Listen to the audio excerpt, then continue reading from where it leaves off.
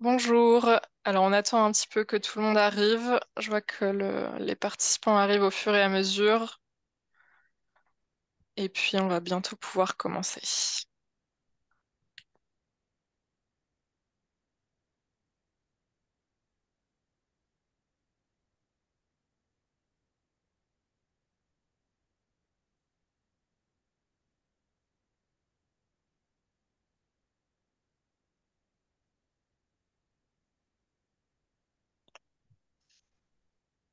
Bon, je pense qu'on va pouvoir commencer.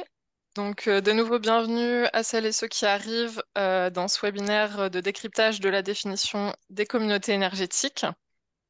Donc, qui est un webinaire organisé par Enercop et Énergie Partagée. Donc moi, c'est Camille Lorpin et je suis chargée de mission coopération européenne et innovation chez Enercop. Et donc, je vais modérer ce webinaire qui a lieu dans le cadre du projet européen Scale sur les communautés énergétiques. Et on est en présence donc de Sarah Agro qui est en charge du plaidoyer chez Enercop, de Marion Richard qui est responsable de l'animation nationale chez Énergie Partagée et de Quentin Giraud, qui est aussi chargé de mission projet européen, qui sera là en soutien technique. Donc, si vous avez des questions techniques, n'hésitez pas à lui écrire dans le chat. Donc, peut-être quelques mots d'abord sur nos structures pour vous rappeler qui sont Enercop et Énergie Partagée. Eh ben, je Je peux commencer commence. si vous voulez. Bonjour à tous. Donc, comme l'a dit Camille, je suis Sarah Gros, chargée de plaidoyer chez Enercop. Et donc, en un mot, Enercop est né comme un fournisseur coopératif français d'électricité d'origine renouvelable. Et puis, depuis, il y a d'autres activités qui ont été développées, notamment de production d'énergie renouvelable. Voilà. Et donc pour ma part, bonjour à tous et à toutes, je suis Marion Richard, responsable de l'animation nationale à Énergie Partagée, qui est le mouvement qui fédère, qui accompagne et qui finance les acteurs et les projets de l'énergie citoyenne en France. Eh bien, merci Marion et Sarah. Avant de commencer et de vous présenter rapidement le projet Scale, quelques petits mots sur la technique. Donc, pour information, le webinaire est enregistré. Donc, comme ça nous permettra de l'envoyer à celles et ceux qui n'ont pas pu être présents et éventuellement de le publier par la suite. N'hésitez pas à nous mettre un petit mot dans le chat pour nous dire d'où vous nous écrivez, qui vous êtes. Voilà, ça va nous aider aussi à savoir qui est présent aujourd'hui. Et vous avez un onglet Q&A, questions-réponses. Donc, on aura toute une partie présentation au début. N'hésitez pas à noter vos questions au fur et à mesure. Et ensuite, à la fin de la présentation, je prendrai les questions pour que Sarah et Marion puissent y répondre d'une traite, donc à la suite. Alors, on me dit que le chat est désactivé.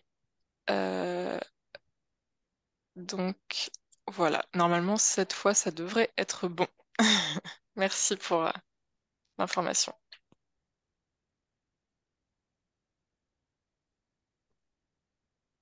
Voilà, le chat semble fonctionner maintenant. Merci. Et donc je vais vous présenter rapidement le projet Scale avant qu'on passe réellement sur le décryptage. Donc qu'est-ce que c'est le projet Scale? Donc c'est un projet européen qui a commencé en 2021 et dans lequel Enercop est partenaire. Scale, ça signifie Action citoyenne collective durable pour une Europe locale. Et les objectifs de ce projet sont de rapprocher les citoyens de la transition énergétique en tirant parti du cadre européen sur l'énergie citoyenne et donc sur les communautés énergétiques, de développer une méthodologie pour la création de communautés énergétiques. Et puis pour Enercop, l'objectif de ce projet, c'était surtout de tester des collectifs citoyens de sensibilisation à la sobriété énergétique. Donc, dans le cadre de ce projet, on a mis en place 5 communautés pilotes avec d'autres coopératives européennes. Et avec donc chaque coopérative avait un modèle de communauté à développer. Donc en Grèce, le modèle était plutôt de l'autoconsommation collective. le partenaire croate avait un modèle de rénovation des bâtiments publics par du financement participatif qui s'est avéré très compliqué à mettre en œuvre, mais ils ont aussi avancé vers des communautés de production via du photovoltaïque. En Belgique, la communauté pilote fait de l'installation de PV en milieu urbain et il y a eu des actions aussi de maîtrise des consommations.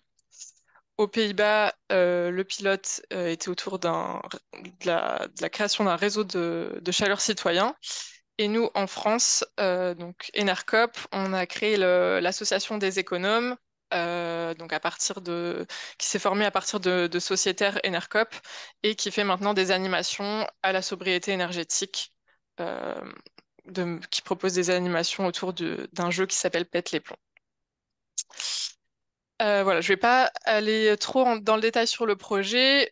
Juste pour information, on a une boîte à outils qu'on a développée au fur et à mesure du projet avec le guide peut-être le plus intéressant qui est le guide méthodologique, qui est un guide assez exhaustif sur comment développer une communauté énergétique.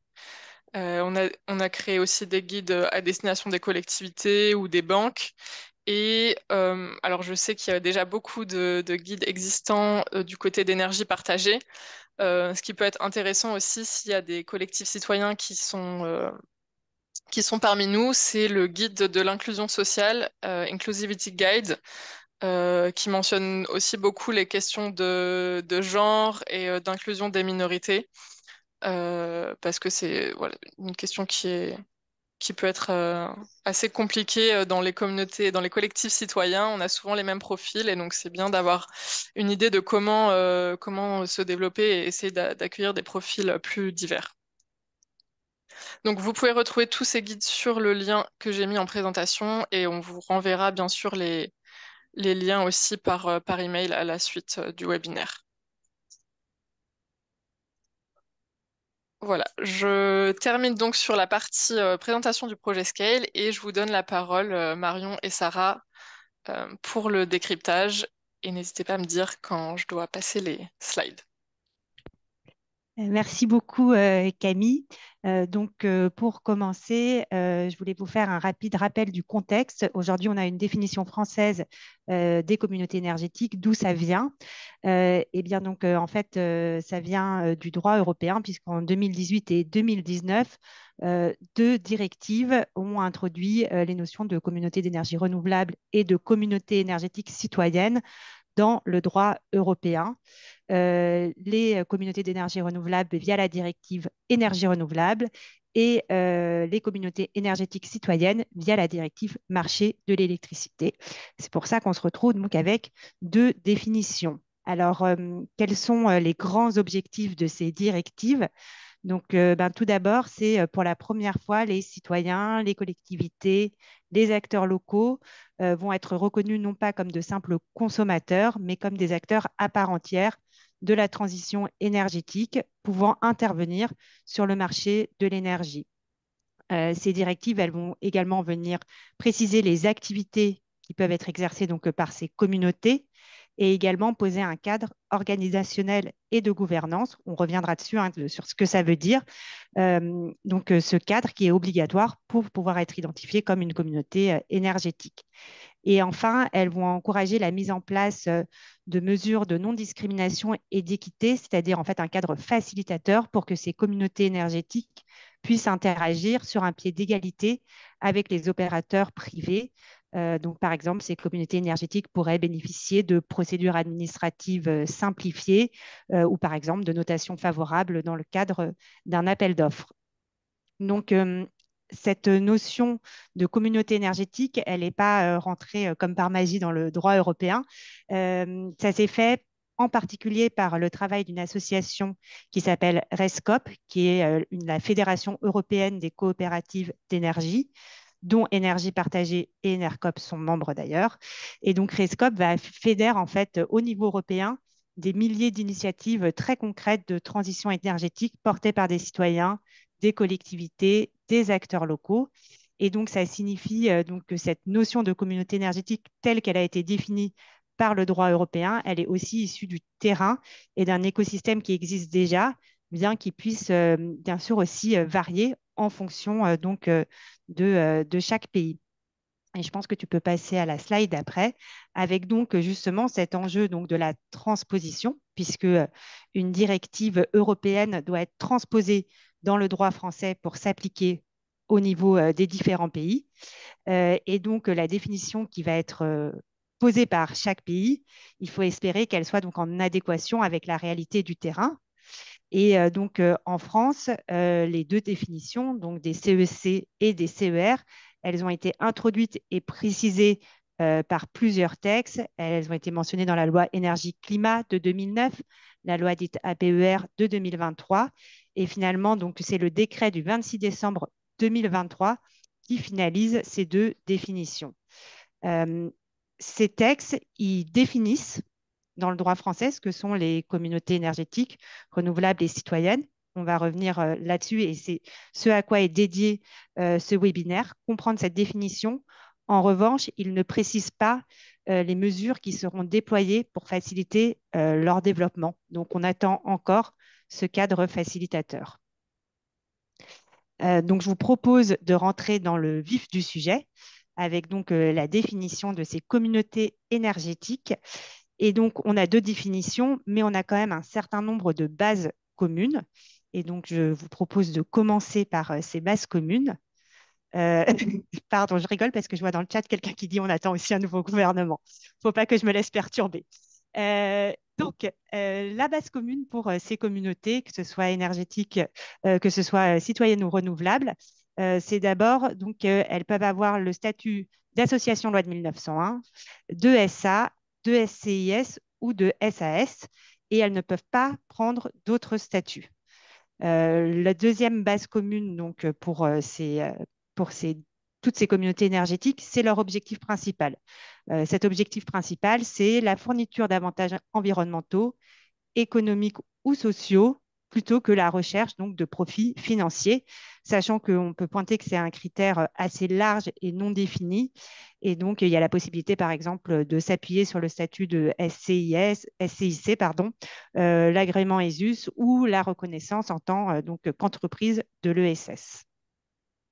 Ensuite, autre, obligation pour être une communauté énergétique, c'est que la participation doit être ouverte et volontaire, c'est-à-dire que toute personne ou structure qui respecte les critères qui vont donner accès à cette communauté énergétique, à la participation à cette communauté énergétique, devrait théoriquement pouvoir y participer. Cependant, il y a quelques règles, notamment pour les entreprises qui vont participer donc, à ces communautés énergétiques, puisqu'il y a une règle, c'est que donc, les entreprises participantes ne doivent pas avoir la participation à la communauté comme activité commerciale ou professionnelle principale. Alors là encore, c'est un critère un peu flou. Vous verrez, hein, ces définitions, elles sont nouvelles, donc leur décryptage, il n'est pas encore complètement abouti. On essaye encore de comprendre exactement ce que ça recouvre. Donc, qu'est-ce que ça veut dire ne pas avoir la participation à la communauté comme activité commerciale ou professionnelle principale? On pourrait, par exemple, l'entendre comme l'obligation pour une entreprise participante à ce que son chiffre d'affaires lié à cette participation soit inférieur à 50% de son chiffre d'affaires total ou que ce ne soit pas proportionnellement le plus important parmi les différentes activités de l'entreprise. Et puis, enfin, sur cette participation, c'est sur qui doit participer à ces communautés énergétiques. Eh bien, il faut au moins deux catégories d'actionnaires ou de membres. Donc, qu'est-ce qu'on appelle une catégorie? Ça peut être, par exemple, des PME, une catégorie PME, une autre catégorie collectivité. Donc, il faut au moins deux catégories d'actionnaires, sauf si la communauté énergétique est composée d'au moins 20 personnes physiques. Et là, il y a besoin que de cette catégorie personnes physiques. Enfin, avant-dernier critère commun, c'est que les CEC et CER doivent être donc effectivement contrôlés par des catégories de membres éligibles. Et je pense qu'on peut passer à la slide suivante, si je ne me trompe pas. Qu'est-ce que ça veut dire ce contrôle effectif? C'est différent de la participation, puisque là, il s'agit vraiment de s'assurer que les communautés énergétiques sont maîtrisées par certaines catégories spécifiques d'acteurs. Donc, ces catégories d'acteurs, elles vont être différentes entre les CEC et CER, on y reviendra après. Là, on reste sur le chapeau global qu'il y a des catégories de membres spécifiques éligibles pour ce contrôle effectif. Et donc, comment on définit le fait qu'une catégorie exerce un contrôle effectif? Eh bien, ça va être lorsqu'elle détient directement ou indirectement plus de 40% des droits de vote et qu'aucune autre catégorie ne détient directement ou indirectement une fraction des droits de vote supérieure à la sienne. Dans ce cas-là, la catégorie, on estime donc qu'elle a le contrôle effectif de la communauté énergétique. Je vais laisser maintenant la parole à Marion pour un zoom sur une dernière notion qui n'est pas encore abordée, qui est celle d'autonomie des communautés énergétiques. Merci. Et on peut passer. Voilà, merci. Donc, les communautés, chaque communauté doit être autonome. Donc, ça, c'était précisé dans la directive électricité renouvelable. Et en France, le législateur, il a choisi de qualifier cette définition, de la relier à la notion de PME, donc petite et moyenne entreprise autonome, donc à la notion de l'autonomie des PME en droit européen. C'est quoi une PME autonome? C'est les PME qui ne sont pas des entreprises partenaires. Donc, entreprise partenaire, c'est on a une entreprise A qui détient toute seule ou avec d'autres entreprises liées plus de 25% des droits de vote ou du capital d'une entreprise B. Donc, PME autonome, c'est une entreprise qui n'est pas dans le cas de l'entreprise A ou de l'entreprise B, là, dans les entreprises partenaires. Euh, et puis, c'est aussi une PME qui n'est pas une entreprise liée. Donc, entreprise liée, c'est des relations type maison mère versus filiale, ou bien, donc c'est plus explicité en droit européen, mais grosso modo, quand on a des cas d'un très fort pouvoir d'une entreprise A sur une entreprise B. Donc là, ce qu'on peut retenir notamment, c'est ces cas de très fort de pouvoir d'une entreprise sur une autre, et puis le fait que, normalement, en tout cas en droit français, une communauté énergétique ne pourra pas détenir plus de 25% d'une autre structure et ne peut pas avoir un actionnaire en son sein qui détient plus de 25% de ses droits de vote ou du capital. Et en complément, pour compléter cette notion d'autonomie, le législateur a aussi choisi d'ajouter des critères de pourcentage maximum de détention des droits de vote et puis fonds propres et quasi-fonds propres par les salariés d'une entreprise membre. C'est-à-dire que si on a une entreprise qui est actionnaire de la communauté énergétique, les salariés de cette entreprise ont des seuils maximums eux-mêmes de détention des droits de vote et du capital de la communauté énergétique. Et on a aussi des seuils sur la somme des parts que détiennent l'entreprise membre plus ses salariés. Voilà, pour éviter, on va dire, de reproduire des cas malheureux qui ont déjà eu lieu, notamment en Allemagne, voilà, sur des précédents. On peut passer à la slide suivante. Donc là, on vous a présenté les critères communs entre communautés d'énergie renouvelable et communautés d'énergie citoyenne. Mais, parce que sinon ce ne serait pas drôle, il y a aussi des éléments différenciants. Donc on va commencer par les éléments qui les différencient sur les critères de participation. Euh, donc, bon, pour la communauté d'énergie citoyenne, c'est assez simple. Grosso modo, tout le monde peut participer. Il n'y a pas de catégorie limitée pour participer à une communauté d'énergie citoyenne. Tout le monde peut participer. Pour les communautés d'énergie renouvelable, en revanche, là, ne peuvent participer que les catégories explicitement listées dans la loi, à savoir celles que vous retrouvez ici, donc les personnes physiques. En termes d'entreprise, c'est uniquement les PME autonomes, donc petites et moyennes entreprises autonomes, ou des PME qui développent des énergies renouvelables et qui sont agréées ESUS. On a aussi les collectivités ou leurs groupements, les SEM, donc Sociétés d'économie mixte, et puis d'autres cas, donc les fonds d'entrepreneuriat social spécialisés dans l'investissement dans les énergies renouvelables, et les associations, mais le législateur a choisi de vraiment se plier de manière très stricte aux directives, donc les associations composées de personnes physiques, de PME et ou de collectivités et leurs groupements ou de SEM. Voilà. Donc il n'y a que ça dans les associations. Donc ça, c'est sur qui peut participer. Sur la slide d'après, on peut voir en termes d'obligation de participation, il y a des critères complémentaires. Donc, il faut qu'il y ait soit, donc CER et CEC, soit au moins 20 personnes physiques. Si la communauté est composée d'autres choses que uniquement des personnes physiques, il faut qu'il y ait au moins deux catégories différentes. Pour la communauté d'énergie renouvelable, au moins deux catégories différentes parmi celles qui ont le droit de participer. Et puis pour la CEC, au moins deux catégories de membres éligibles au contrôle effectif. Et donc on a la liste des membres éligibles au contrôle effectif dans la loi. Voilà.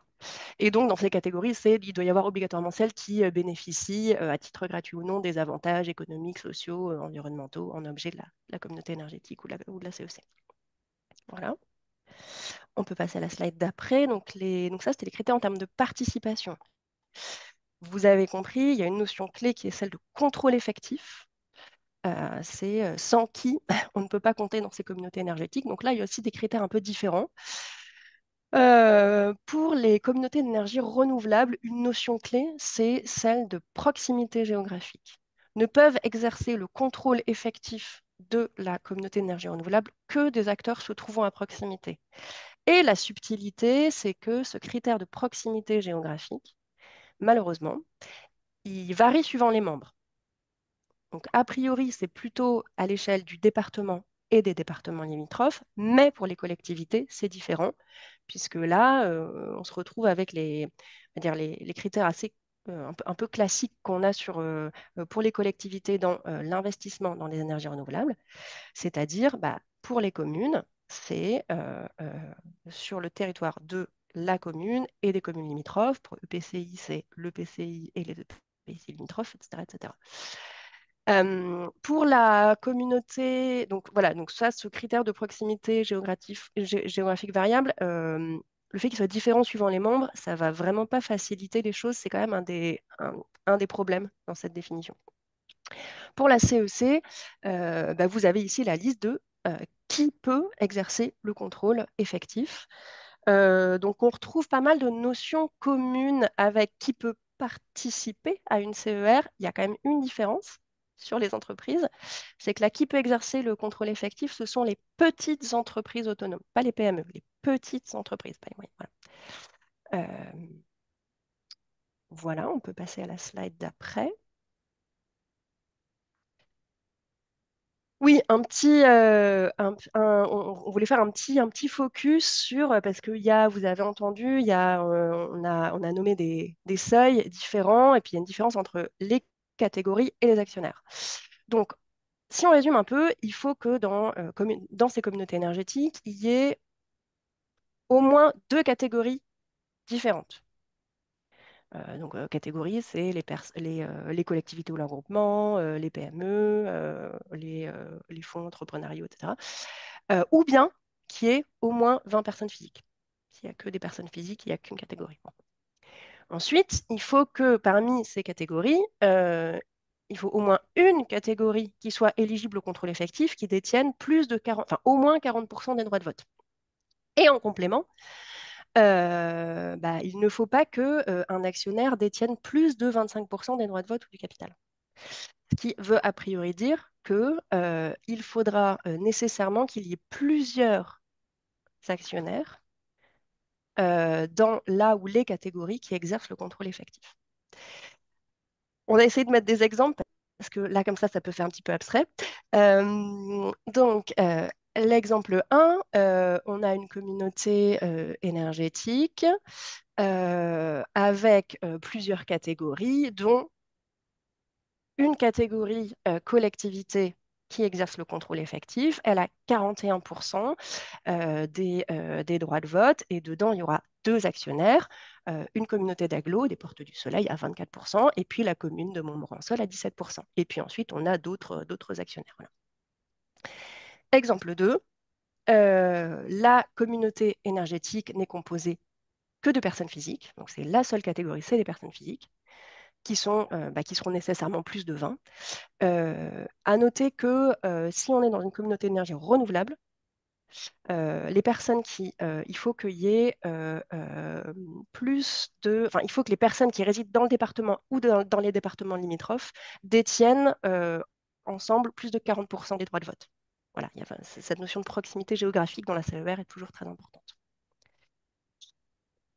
On peut passer à la Alors, dernière slide sur les activités. Marion, Ouais, excuse-moi, je t'interromps. On a dit qu'on prenait les questions à la fin, mais je vois une question qui est quand même ça qui consiste en quoi le risque contrôle d'entraver la effectif? compréhension. Donc, c'est peut-être mieux si on y répond Ouais. maintenant. Alors, le contrôle effectif, il faut que, on va dire, il y a des catégories.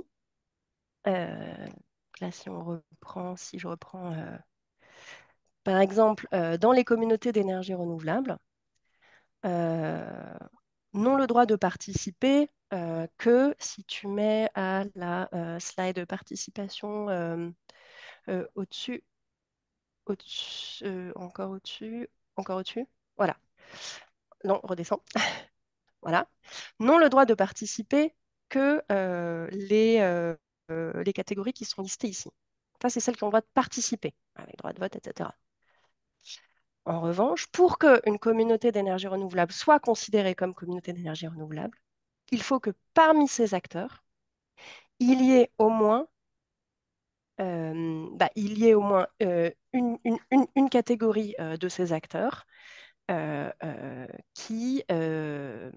il faut qu'il y ait au moins 40% de ces acteurs qui respectent le critère de proximité géographique. Euh, et puis, dans les CEC, donc là, il n'y a pas de restriction concernant qui peut participer. En revanche, si on va sur la slide contrôle effectif,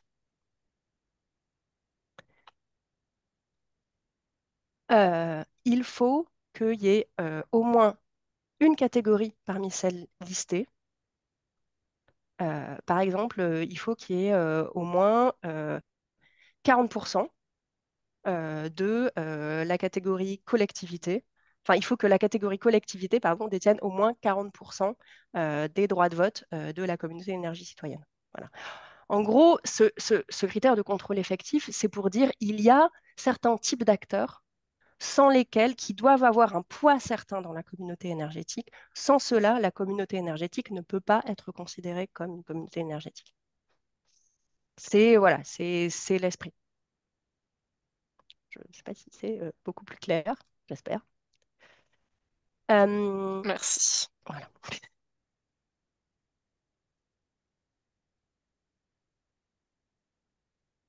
Du coup, je te laisse la parole, Sarah, sur la dernière slide sur les activités. Oui, merci beaucoup Marion. Euh, et donc, concernant donc, la définition donc, des activités que peuvent mener donc, ces communautés énergétiques, donc là encore, il y a une base commune aux communautés énergétiques renouvelables et comme aux communautés énergétiques citoyennes. Donc, les communautés énergétiques sont autorisées à participer à des opérations d'autoconsommation individuelle et collective et être personnes morales organisatrices. Elles peuvent également créer, gérer et détenir des réseaux de chaleur et de froid sous réserve de l'accord de la ou des collectivités sur les territoires concernés. En revanche, en droit français, elles ne peuvent pas détenir ou exploiter un réseau de distribution d'électricité ou de gaz naturel. Ça fait pourtant partie des activités autorisées dans les directives européennes, mais donc la France a choisi d'être plus restrictive. Mais par exemple, en Allemagne, il existe des territoires où les citoyens ont racheté le réseau de distribution de leur village et c'est eux qui le gèrent. Maintenant, concernant les différences, les communautés d'énergie renouvelable, elles peuvent produire, consommer, stocker et vendre de l'énergie renouvelable. Et donc, ça veut dire que ça peut être de l'électricité comme du gaz. Euh, Ça vient de la directive énergie renouvelable de la Commission européenne. En revanche, les communautés énergétiques citoyennes, elles, peuvent prendre part à la production, fourniture, consommation, agrégation et stockage et vente uniquement d'électricité. Et ça s'explique parce que ça vient de la directive marché de l'électricité. Euh, Elles peuvent également donc, proposer des services énergétiques à leurs membres, par exemple la recharge de véhicules électriques, et être responsables d'équilibre. dans l'absolu, ces activités, elles pourraient concerner de l'électricité non renouvelable. Après, enfin, voilà, il n'y a pas forcément d'exemple là-dessus, il y a peu de chances que ça arrive, mais dans l'absolu, ce serait possible, puisque là, on est sur la production d'électricité. Voilà.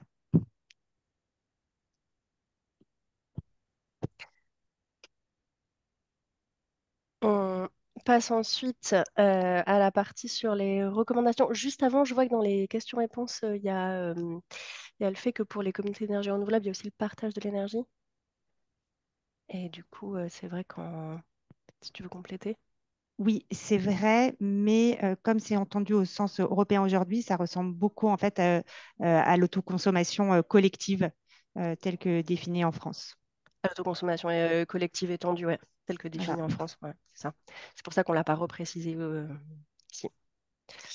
Euh, du coup, on a effectivement quelques recommandations globales en ce qui concerne le cadre global des communautés énergétiques. Ensuite, énergie partagée et puis Enercop ont des recommandations sur l'énergie citoyenne. Mais là, si on s'en tient aux recommandations qu'on peut avoir sur les communautés énergétiques, eh bien, vous le verrez si vous consultez, on a fait on a publié une note de décryptage qui va encore plus en profondeur là, que ce webinaire qui est une première approche.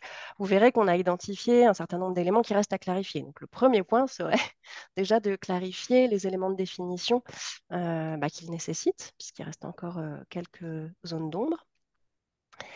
Ensuite, il reste aussi à identifier, on perçoit déjà qu'il y a un certain décalage entre ces définitions et puis l'écosystème actuel de l'énergie citoyenne, puisqu'il existe déjà plus de 350 projets d'énergie citoyenne en France. Euh, voilà, donc on perçoit qu'un décalage est possible, mais maintenant il va falloir l'identifier plus précisément. Et puis à partir de cela, identifier quelles sont les possibilités d'évolution de cette définition à l'échelle française, voire, si nécessaire, à l'échelle européenne, pour qu'on puisse mieux coller en fait avec cet écosystème. Et puis en parallèle, donc là, on a parlé surtout de la définition qui a le droit d'être considérée comme une communauté énergétique. Mais finalement, derrière, ce qui est important, c'est à quoi cela donne droit d'être une communauté énergétique. Donc, c'est ce qu'on appelle le cadre facilitateur ou les mesures favorables. Et donc là, il reste à identifier et à mettre en œuvre des mesures favorables aux communautés énergétiques euh, et des mesures favorables qui touchent bien leur cible. C'est-à-dire, là aujourd'hui, on a une définition, c'est déjà très bien, ça faisait longtemps qu'on attendait. On perçoit qu'il y a un certain décalage.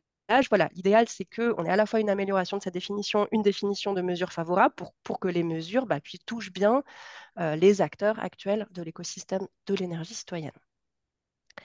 Et puis, un gros manque en fait en France quand même, alors que dans d'autres pays, on n'a pas ce manque-là.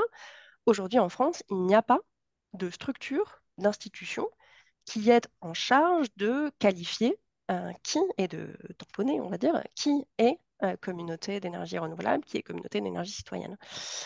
Donc, il reste encore à identifier cette structure et évidemment lui conférer les moyens adéquats. Voilà les principales recommandations qu'on peut avoir sur le cadre des communautés énergétiques. Et du coup, Camille, si tu veux terminer. Oui, alors j'espère que vous m'entendez. Il y a un peu des bruits en fond, donc j'espère que ça va aller. Donc simplement pour terminer sur le projet Scale et vous parler un peu de la suite des événements. Alors le projet arrive à son terme fin novembre, mais on a encore quelques événements dont je souhaitais vous parler. Le 17 septembre, pour celles et ceux qui seraient en Île-de-France, on a un événement à l'Académie du climat donc pour faire un retour sur les résultats du projet Scale et avoir aussi des interventions de chercheurs, de l'Agence parisienne du climat, de collectifs citoyens, dont les économes, le collectif que nous avons créé dans le cadre du projet. Donc ce sera le 17 septembre à 18h30 à l'Académie du climat. Je vous mettrai, une fois qu'on aura fini la présentation, je vous mettrai les différents liens dans le chat. Le 18 septembre, on a un webinaire, cette fois en anglais, et à destination des agences locales et régionales d'énergie, qui sera aussi sur enfin, un retour sur le projet et une présentation plus détaillée du guide méthodologique, puis une discussion sur le rôle des agences d'énergie dans le développement des communautés énergétiques. Et le 7 octobre, on a notre conférence finale du projet à Bruxelles. Donc pareil, je vous mettrai le lien dans le chat juste après. Et on a remis aussi, donc Marion en a parlé, le guide enfin le décryptage, euh, le guide écrit du décryptage de la définition française qui a été publié par Énergie Partagée. Et de même, je pense qu'on pourra vous le mettre dans le chat ou en tout cas vous renvoyer les liens correspondants à la suite du webinaire par email. Alors, je vais passer à la partie questions. Je pense que je vais désactiver, donc arrêter le partage d'écran, ce sera plus simple. Et comme ça, je vais pouvoir prendre les questions dans l'ordre. Donc, je prends d'abord celles qui sont dans l'onglet questions-réponses, mais j'ai vu qu'il y en avait aussi dans le chat. Donc, on a une question de Thibaut qui dit sur les entreprises liées, est-ce que cela peut aussi être un sous-traitant, notamment n'ayant qu'un seul client? Alors, je pense que la question est très ciblée. Peut-être que Thibaut a besoin de préciser. Euh, je- alors, je suis pas sûre que Thibaut ait besoin de préciser. En revanche, là, moi, je suis pas experte. Enfin, voilà, on n'a pas, on n'a pas assez d'expertise pour préciser ça. Par contre, vous trouverez les références au texte de loi, au texte de droit européen où tout cela est défini dans la note de décryptage qu'on a produite et dont vous avez le lien à la fin. En fait, c'est défini ben, voilà, dans le texte européen qui définit la notion d'entreprise, de PME autonome. Voilà, je ne vais pas pouvoir vous répondre beaucoup plus spécifiquement en direct. Merci Marion. Alors, je reprends les autres questions. Pouvez-vous dire en deux mots l'idée de base qui a fait créer deux types de communautés, deux objectifs différents? Je peux commencer et peut-être que Marion, tu pourras compléter. Mais donc déjà, en tout cas, euh, en droit français, ce choix de mettre deux définitions différentes, ça vient du fait que en droit européen, il y a deux directives qui se sont penchées sur la question de ces communautés énergétiques. Et donc, enfin, les CER sont définis par la directive énergie renouvelable et les CEC par la directive marché de l'électricité. Et donc, derrière, le législateur français a choisi de faire finalement comme le législateur européen en appliquant deux définitions différentes. Après, je ne sais pas si Marion, tu as des précisions sur pourquoi est-ce que l'Union européenne est allée de ce côté-là. Bah, en fait, c'est parce qu'il y a effectivement deux textes, voilà, c'était deux textes différents sur deux champs un peu différents. Euh, voilà, hein, c'est comme en France, on peut avoir, s'il y avait eu deux lois différentes, on va dire, sur des champs qui peuvent se croiser un peu. Et du coup, il y a une volonté d'intégrer ces notions de communauté énergétique dans ces deux textes. Et sauf que bah, les jeux d'acteurs étant pas exactement les mêmes, on n'a pas eu exactement la même définition. On a quand même réussi à éviter une troisième notion de Xième communauté d'énergie, parce qu'il y avait une nouvelle directive sur le gaz, donc on a réussi à éviter d'avoir une troisième définition. Mais voilà, il y a certains pays, si je ne me trompe, en tout cas, on aurait pu choisir en France de n'adopter qu'une seule définition. Bon, ça n'a pas été le cas.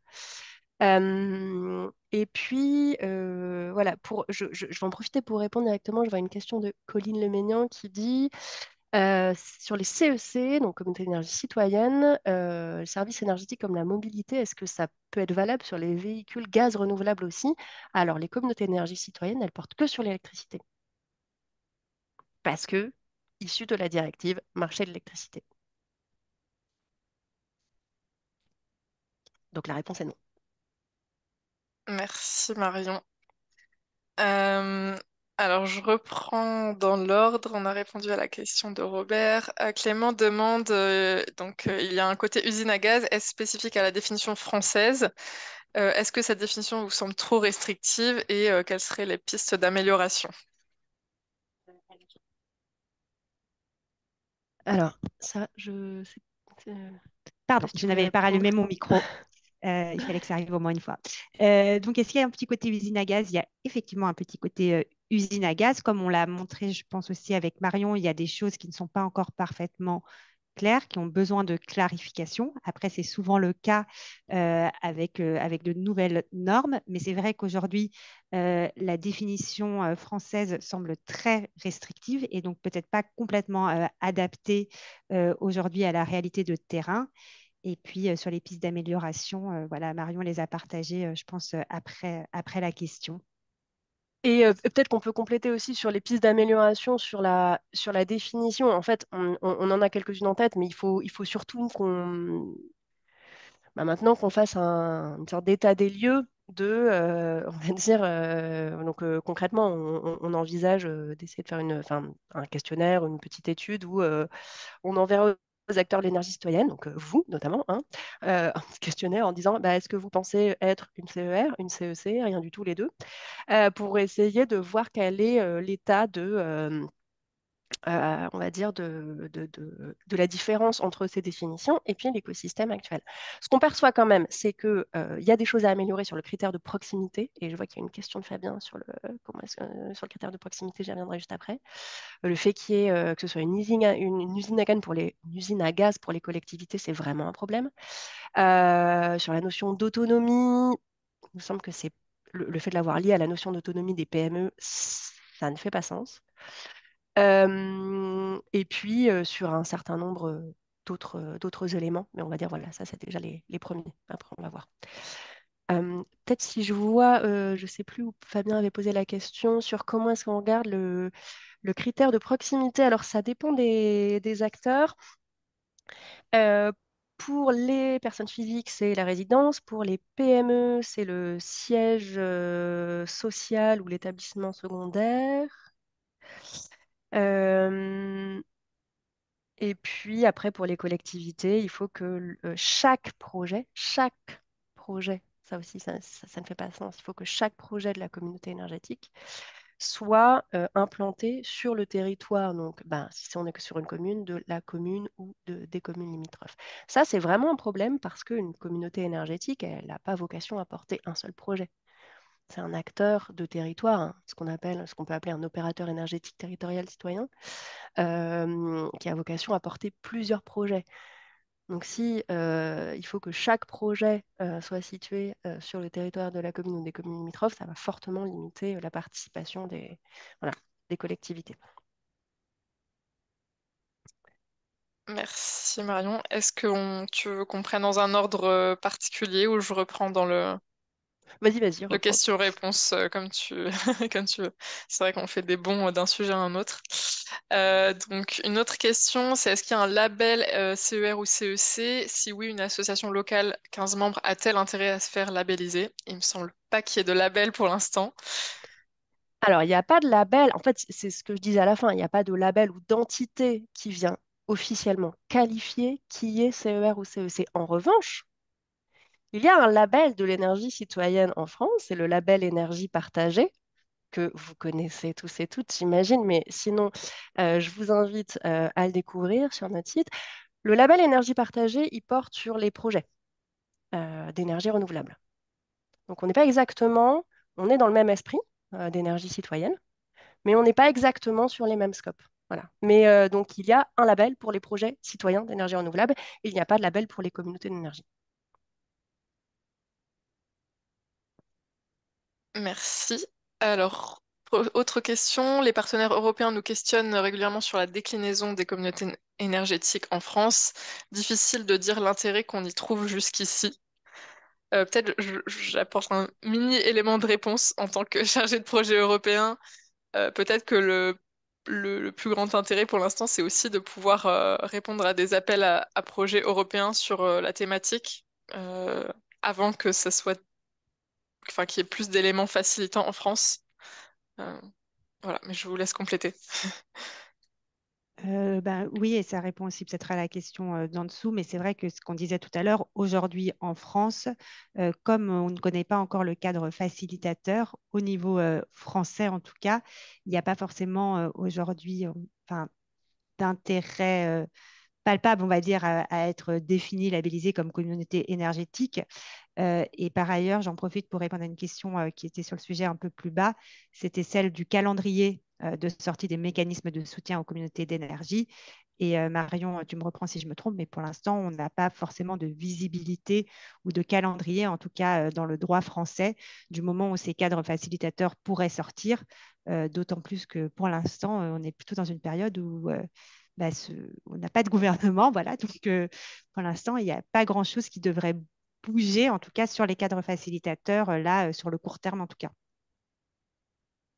Alors, alors on n'a pas de calendrier très précis. Néanmoins, il y a quand même des choses, on va dire, qui vont arriver relativement rapidement, puisque en parallèle des directives qui ont posé ces définitions de communauté d'énergie renouvelable et de communauté d'énergie citoyenne, on a d'autres textes au niveau européen qui sont les aides d'État, qui sont les lignes directrices sur les aides d'État, qui définissent le cadre dans lequel les États membres, donc la France par exemple, peuvent apporter des aides aux entreprises. Et donc dedans, on a les aides aux énergies renouvelables, donc par exemple tout ce qui définit les appels d'offres, les tarifs d'achat, les compléments de rémunération, etc.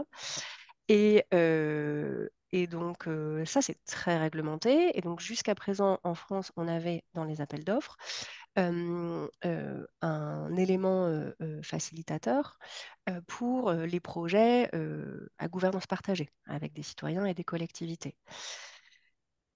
Là, les nouvelles lignes directrices pour les aides d'État à niveau européen font qu'on on ne pourra avoir soit, enfin, on va dire, on pourra avoir soit des aides pour les projets d'énergie renouvelable en général, et si critère discriminant il y a, donc si on a pour avoir un bonus, un petit plus, ça pourrait être que dans des cas très spécifiques qui sont soit les petites installations, et donc c'est avec des seuils très, très définis, soit les PME ou les communautés d'énergie renouvelable.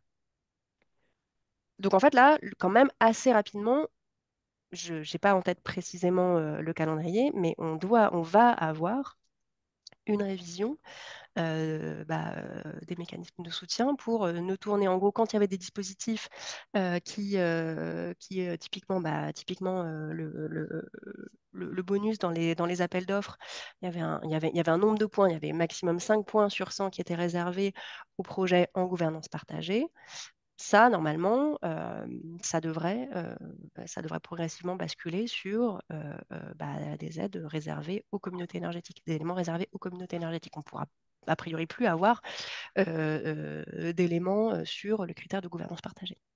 Voilà. Donc tout ça pour dire progressivement, en fait, le sens de l'histoire, entre guillemets, c'est que progressivement, de plus en plus d'aides spécifiques s'orientent vers les communautés énergétiques. C'est aussi pour ça que c'est important d'avoir une définition qui touche son but, qui touche les bonnes structures.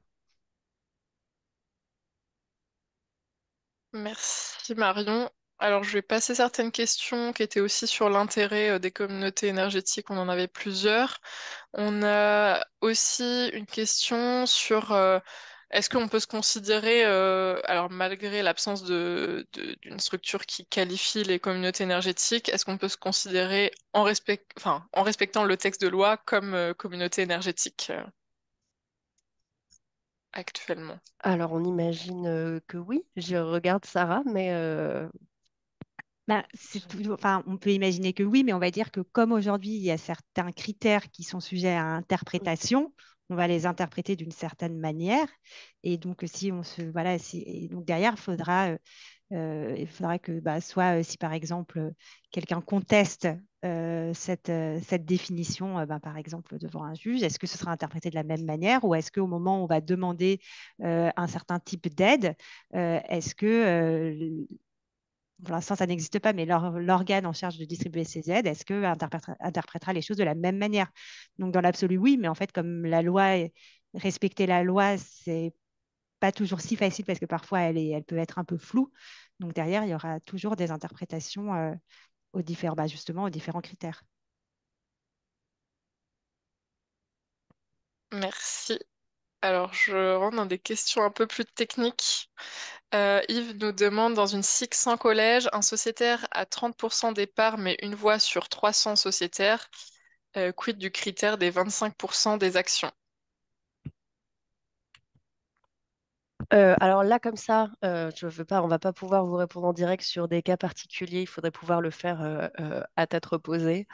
Enfin, là, ouais, je ne vais pas prendre le risque de traiter un cas particulier. Et puis, on sait, voilà, on n'est pas non plus en capacité de répondre à toutes les questions spécifiques sur des cas particuliers. Voilà, donc on va botter en touche là-dessus, mais effectivement, normalement, il ne faut pas que un sociétaire détienne plus de 25% des droits de vote ou du capital. Merci. Autre question bien spécifique de Myriam. Est-ce qu'une CEC peut être transfrontalière? France-Italie, pour le coup. Bah, en tout cas, je vois pas, j'ai pas connaissance de texte, je me tourne ici vers Sarah, mais de textes qui limitent cela. Mais ouais, donc Oui, je vois pas pourquoi ce serait interdit.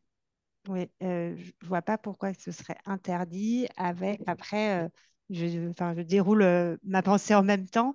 Le questionnement étant que est-ce que la définition sera exactement la même en France et en Italie?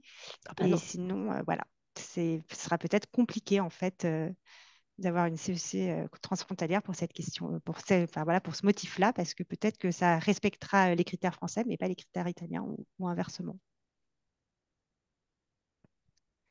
Et ça peut peut-être être l'objet aussi de projets transfrontaliers interreg pour créer, pourquoi pas, des premières communautés énergétiques transfrontalières. Euh, Autre question. Donc Jean-Claude nous demande, limiter le partage à l'ACC est restrictif. Ne peut-on envisager l'échange ou le troc? Alors là, c'était pas un. Enfin, quand on a dit que le partage de l'énergie, la définition européenne du partage de l'énergie correspondait grosso modo en France à la CC étendue, c'est pas un avis de notre part, hein, c'est plutôt en termes d'analyse. Il se trouve qu'aujourd'hui, ce qui ressort principalement de energy sharing, donc le partage de l'énergie en droit européen, ça ressemble quand même beaucoup à ce qui existe aujourd'hui en France en termes de cadre de l'autoconsommation collective étendue. Voilà. Ça ne veut pas dire qu'il ne serait pas intéressant de faire d'autres choses. Merci. Nicolas nous demande s'il y a une analyse des risques pour les projets de notre réseau associés à la création d'un cadre CEC-CER.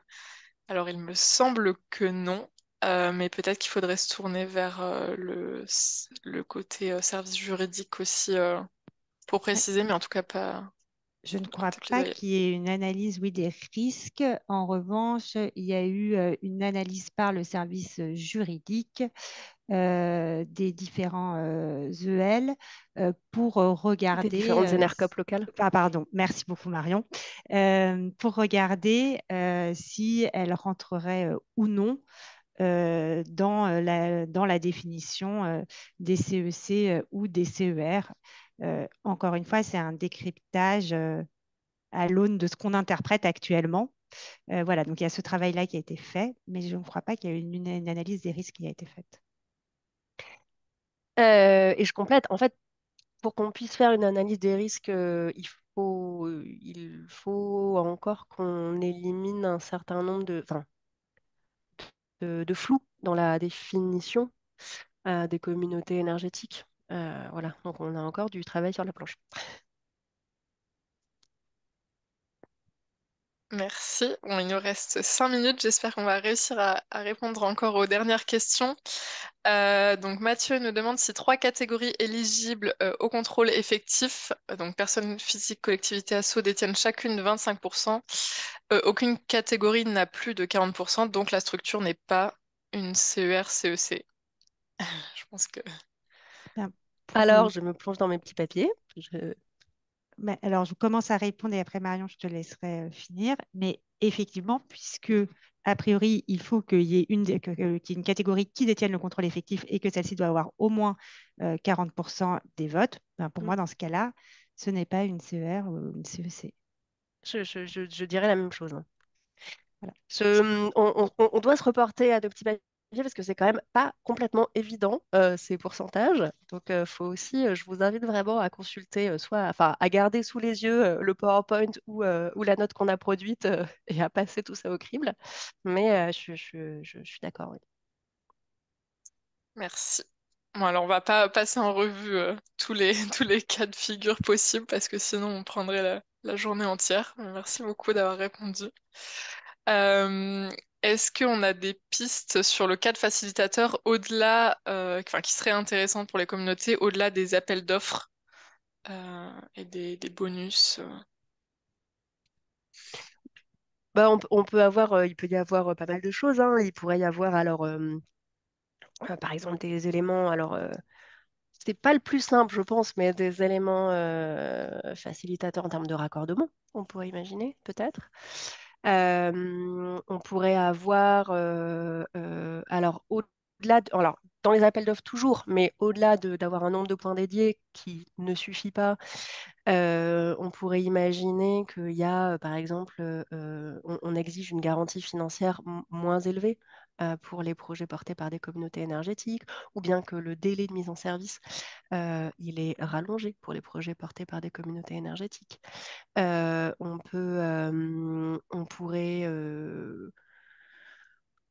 pourrait imaginer avoir des lignes de crédit de la part des régions dédiées. On pourrait imaginer avoir voilà, enfin, des lignes de crédit, que ce soit des subventions, soit d'autres éléments, hein, de l'apport. Enfin, voilà, on peut imaginer pas mal de choses, en fait, des garanties, des fonds de garantie, éventuellement voilà, aussi de la levée d'obstacles administratifs, hein. Il y aurait pas mal de choses possibles, peut-être aussi des. Enfin voilà, oui, pas mal de choses seraient imaginées. Alors le lien vers la note de décryptage, oui, on va le mettre. Merci. Et puis de toute façon, on le mettra aussi dans le mail de suivi après le webinaire. Si Marion, tu souhaites que je l'envoie dans le chat, je pourrai. Ouais, Donc, je on veux n'a bien. plus de questions dans l'onglet. Camille, il y en Ouais, avait une, je crois, dans le chat, mais on a un peu répondu sur les avantages, s'il y a des avantages fiscaux notamment au CEC, CER. Bon, j'imagine que ça dépend à l'heure actuelle du statut qui est choisi, mais voilà. En tout cas, aujourd'hui, il n'y a pas d'avantages fiscaux qui sont liés au fait d'être une CEC ou une CER. Et alors, du coup, sur la question, est-ce qu'on pourrait cumuler défiscalisation et tarifs de soutien? Eh ben, et voilà, peut-être que ça pourrait être quelque chose à pousser pour les CEC ou les CER, effectivement. Euh, voilà. Je mets le lien vers la note de décryptage. Je peux pas envoyer à tout le monde, donc je te laisse relayer, merci. Camille. Ouais, pas de souci, je vais la renvoyer. Je pense qu'on a passé à peu près toutes les questions en revue. Quentin, tu peux peut-être me dire si Ouais, c'est jamais bon, j'en ai et il est oublié. 12h59. Non, non, c'est bravo. Eh ben super, bah, merci beaucoup à toutes et tous d'avoir participé à ce webinaire. On est ravis d'avoir pu transmettre ces informations un peu complexes à comprendre et donc c'est bien d'avoir l'occasion d'en discuter lors d'un webinaire comme ça. Et donc vous recevrez toutes les informations complémentaires par mail par la suite, les différents liens et le lien vers l'enregistrement du webinaire aussi. Eh bien, bon appétit à tous et toutes et bonne journée. Bonne journée tout le monde. Merci, au revoir. Au Au revoir. revoir.